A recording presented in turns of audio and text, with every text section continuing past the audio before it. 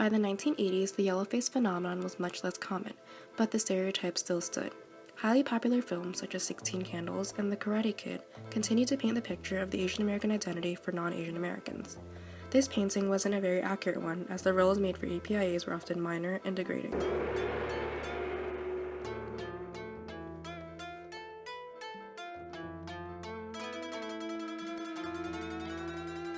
Very clever dinner. Appetizing food fitting neatly into interesting round pie. Also occurring in the 80s was the murder of Vincent Chin, a Chinese-American engineer in a suburb of Detroit. This occurred as the American automobile industry suffered losses to the Japanese industry. The perpetrators were not sentenced, but charged with fines toward his estate. This prompted outrage from not only the Asian American community, but also news stations nationwide as the community fought for justice, citing racial profiling and hate crime.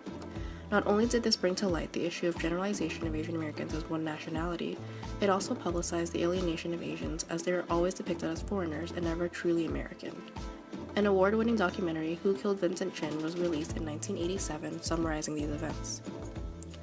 The rise of Asian themes in Asian American films in the 90s, including The Bruce Lee Story and Joy Luck Club, indicates a prominence in films with Asian Americans that are no longer just one-dimensional.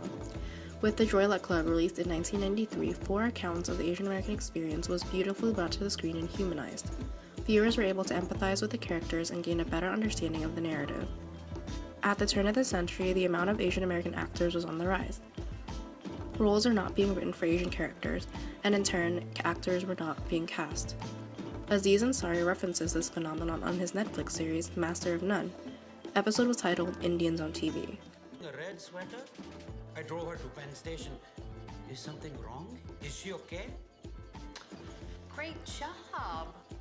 Thanks so much for having me. Sure, we'll be in touch. Moving back to film, the character Cho Chang in the Harry Potter movies is an example.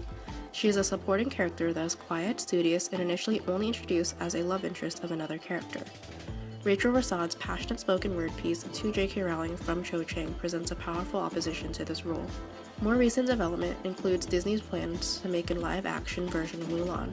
While the cast has yet to be chosen, 80,000 people have signed an online petition to ensure that an Asian American actress is cast as Mulan.